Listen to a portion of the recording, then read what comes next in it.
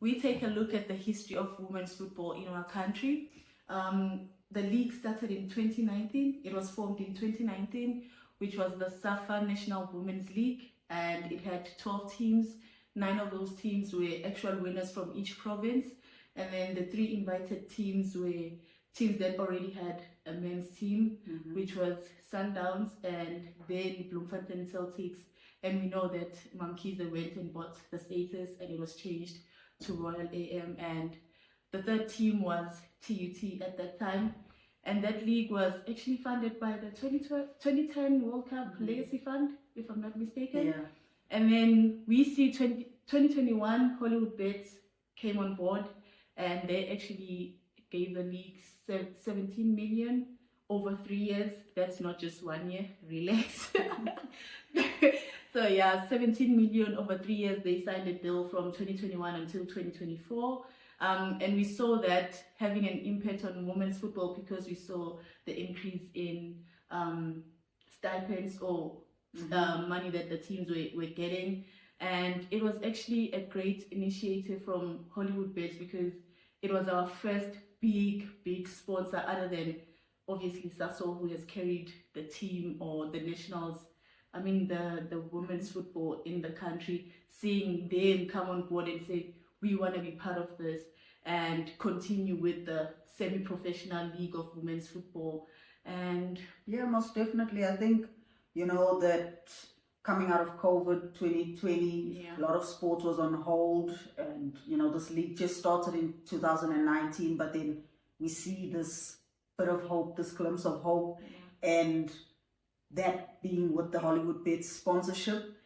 But now my question, or maybe it's a rhetorical one at that, but why haven't we been able as a football fraternity or the federation, why did we not go out and source additional sponsorship? Because, to be heavily reliant on just one sponsor does perhaps cause the current state of women's football that we are maybe they're not agreeing in something. Certainly. But if we had different sponsors, I think we could have prevented this from happening, because you can't wait until the deal is over to start negotiating again. I feel like they should have started negotiating last year before the deal actually ended. Yeah, no, certainly. And even with that, kudos to Hollywood Bets, as I have said before. But I think there is a call for additional sponsorship. And why I say that is because, teams have been crying about this for forever and a day. Yes, we know that certain teams like your Mamelodi Sundowns or your university teams, they do have that financial stability. But when you start looking at your standalone clubs, it does become difficult where, as I have mentioned, the chairman of TS Galaxy Queens, Tim Sukazi, he came out and he shed light on the current status or the lack of financials that are in the women's game, where the cost to run a club or to have a women's club exceeds that of the grants that we are getting. And that's a very fair statement. We've experienced it as well with the certain limitations of travel, with a certain a stadium, because a stadium is also a requirement in this league. Exactly. You look at your support staff and so forth. And like I say, when you are a standalone club, it does become, financially challenging when you are reliant on grants to operate at the level that you are at. And again, like I say, why, who is in charge of that sort of discussion at SAFA? To say this is this is the commercial value of women's football. This is the direction that we want to go. This is the brand of South African women's football. And I just think that there was no initiative taken. I'm sorry to say, there was no initiative taken from the federation to secure those additional sponsorships. Yes, we do see more games coming on TV through the SABC partnership with the federation.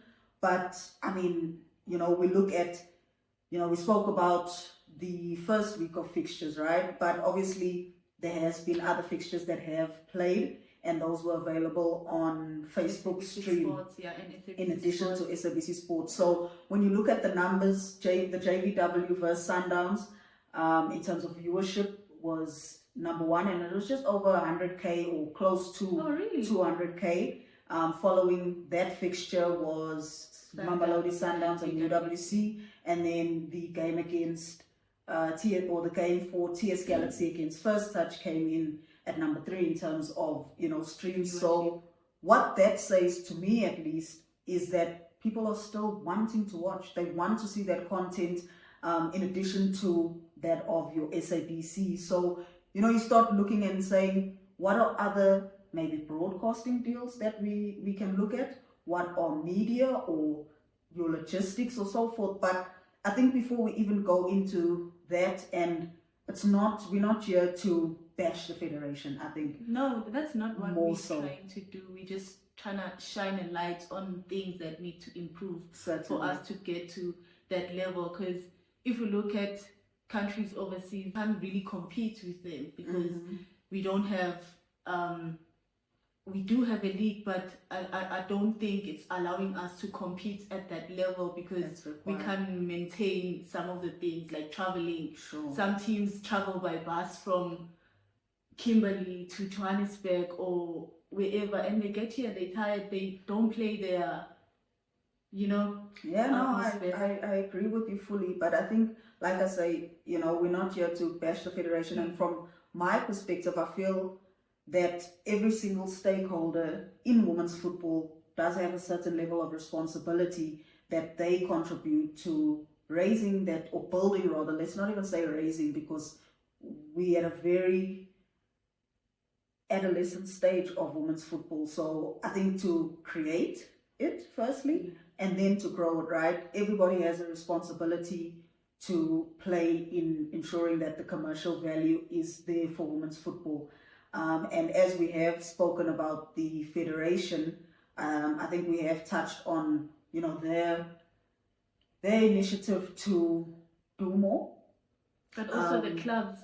No, certainly. Need to do more, like promote our games and use social media, because social media is such a big tool in getting things done these days. So we must actually capitalize on that. When there's matches, we need to go out there and put those matches like in people's faces and let's get there, let's support women's football. And I think we can grow if each and every team does that, because we are situated in our communities and most of them want to watch us and see the things that we do as women or whatever the case may be, but they do want to support. They just don't know where to watch because we're not giving them information, or if there's limited information towards that. So I think clubs need to get on board also and help the federation. We can't just put everything to the federation. Yeah, financially we can, but other things also to help commercialize the game. We must also do our part as clubs and players. No, definitely. And I think it does go hand in hand with that, of creating the brand of South African women's football. And you're right in saying, the clubs need to do more, and that in doing more, it is, what are you other than the players that you put on the field, right? What is your brand? What is your message? What are you communicating as a club to your community, to your followers, to your football brand? And from there, I think it gives also the federation or the person in charge at the federation an idea of creating the brand of women's football, at least on the domestic league level, right? But also in saying that, like I said, clubs need to build their own brands. They need to have some element of fan engagement. And in turn, or what does that translate to, is that commercial factor.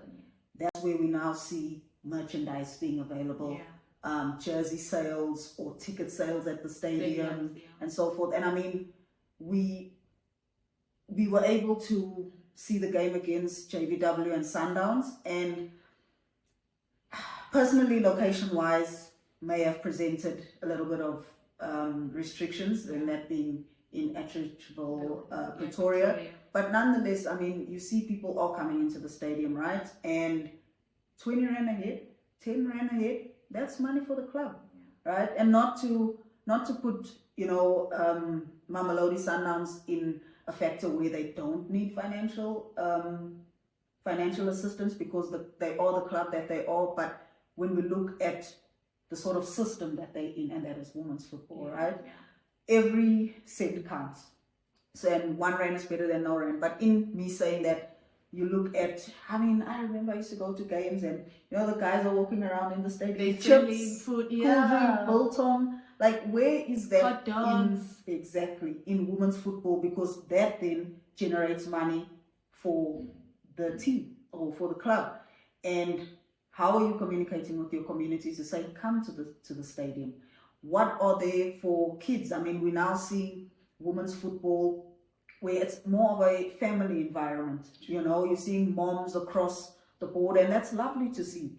But now I bring my kid to the stadium, I'm on the field. Who's watching the kid? Yeah. You know, what sort of facilities? And I'm not saying that this is what needs to be there, but I'm just saying opportunities of revenue generation. You know, if it is face painting, a jumping castle, obviously the stadium has to have the capacity for that stuff, but look at your audience, your target audience, who's coming to the stadiums, what sort of demographic, what sort of age, you know, and so forth, and how can we capitalize, or rather how can we commercialize those feet on the ground, you know. And also for the clubs, I know it is a little bit tricky, but creating partnerships with your relevant organizations and corporations, and for that matter, your long-term sustainable partnerships.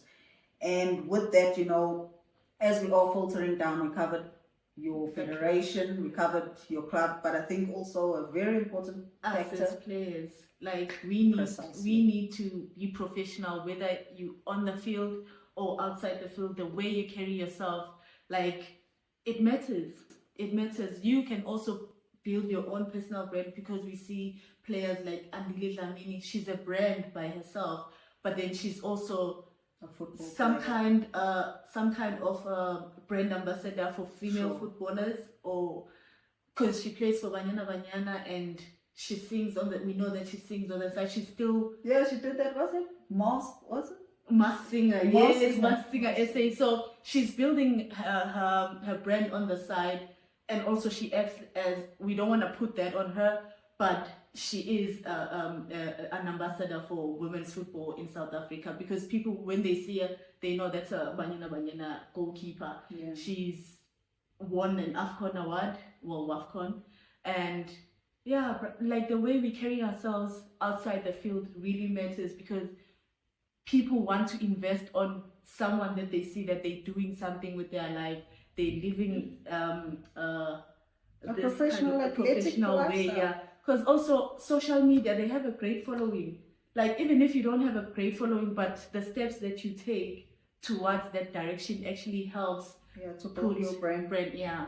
No, certainly. And I mean, you do see a large number, I guess, of Sundowns players. I mean, there's Floki Mash as well, that has built her own brand as well. We see other athletes such as Colosa, face of Adidas, and Robin Mudali. Robin with Under Armour. So I think the thing is with that is understanding also, does certain sorts of content relay with the values that you have, and how do you communicate with the next generation, or the generation that's looking up to you. So like you say, you know, how you carry yourself off the field, but also how you carry yourself on the field, right?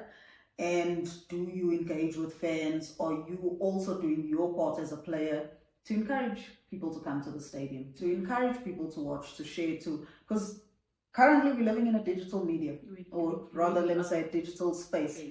And we see what the numbers do online, right? And use it to your advantage as a football player. And that also brings in commercial revenue for you as a player, right? And it allows you to focus rather on your athletic performance than focus on the lack of certain elements that present itself in the women's game. And in turn, as you mentioned, Andile, brand ambassador, Colosa, brand ambassador, but you ask yourself, why are the brands wanting them?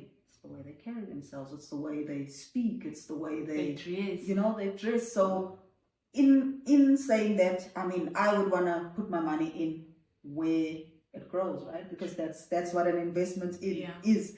And I think that then leads into your sponsors.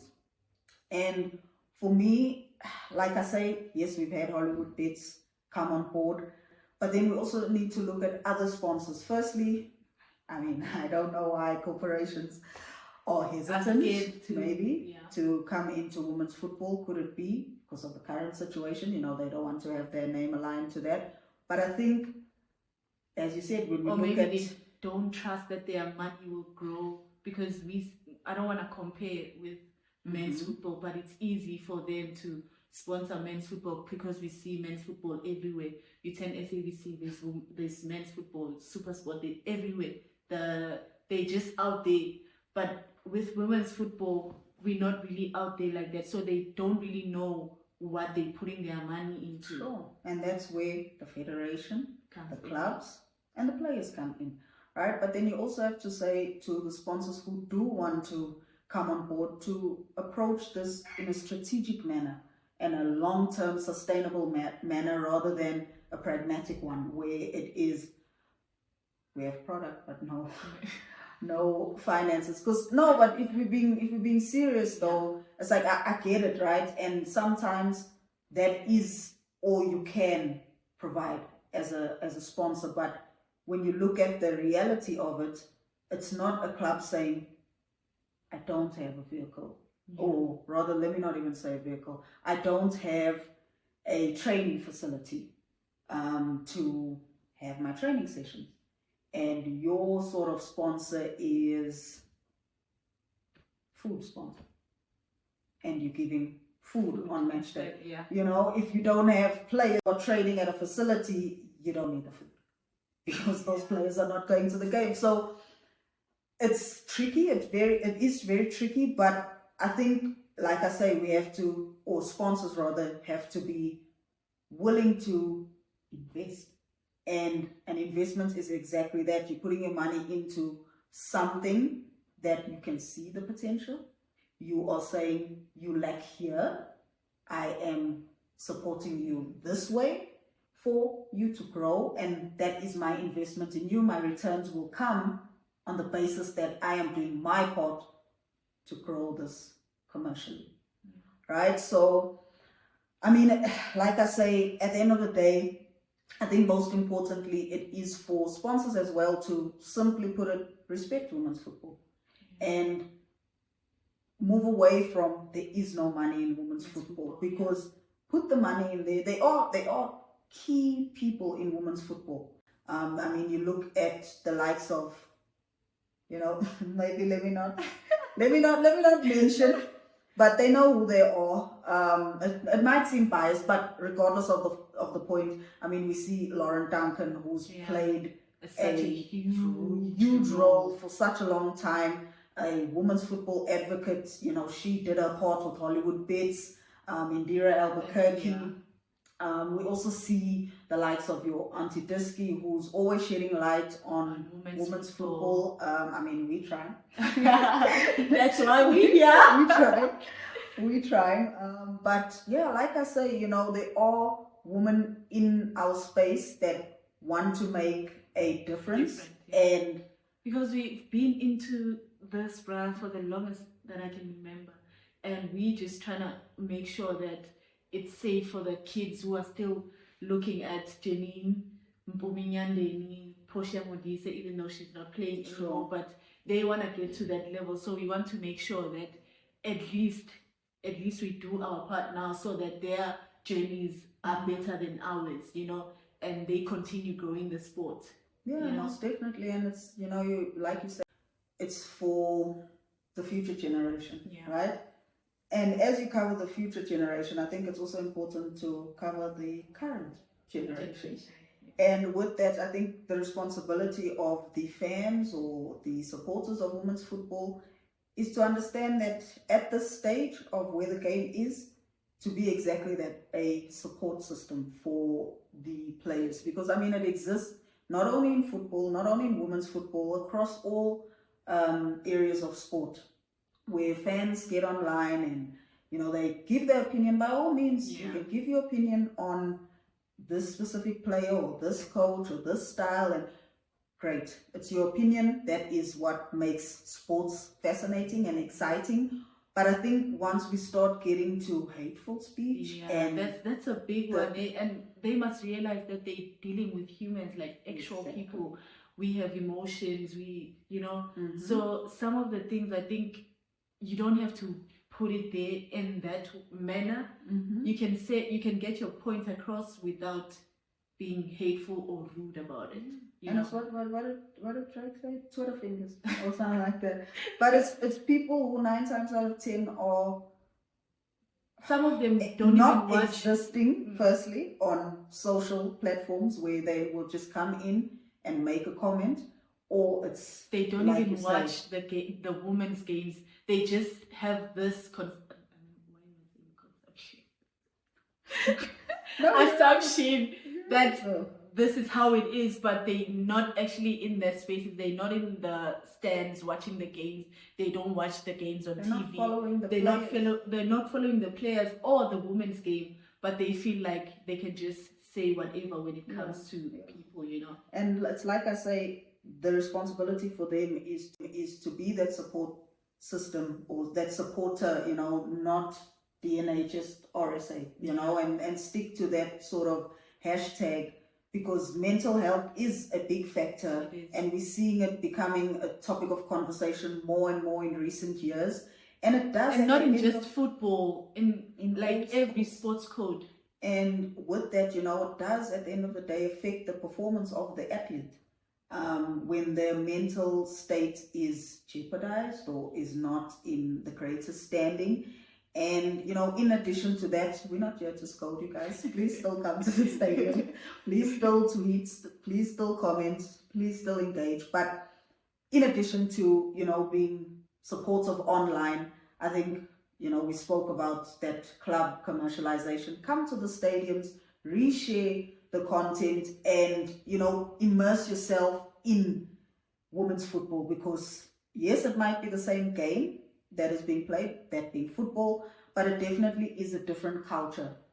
When we speak about women's football, we touched on, having kids come in there, but, when you look at women's football, it is more so families. Families that are coming to the stadiums, and we love to see that, because also in saying that it's not just for a specific demographic. Within a family, grandparents, aunts, uncles, those that are coming for other reasons. Just kidding. Those that are coming for other reasons. But yeah, at the end of the day, like we said, it takes a village to raise a child, and right now we're raising the child in women's football. And each and every stakeholder, from the federation to the clubs to the players to the sponsors to the media, of course, putting out the right narratives, shedding light on not just your traditional media. I mean, we look at NWSL, but before we even jump there, like I say, the stakeholders, fans included in that as well, because no fans also no games, right? So it's just a reminder to say that before we start pointing fingers and looking like that Spider-Man meme, we need to also look at the part that we play, because every single one of us who follow women's football, who enjoy watching women's football, have a role to play in the commercialization of women's football and growing the brand of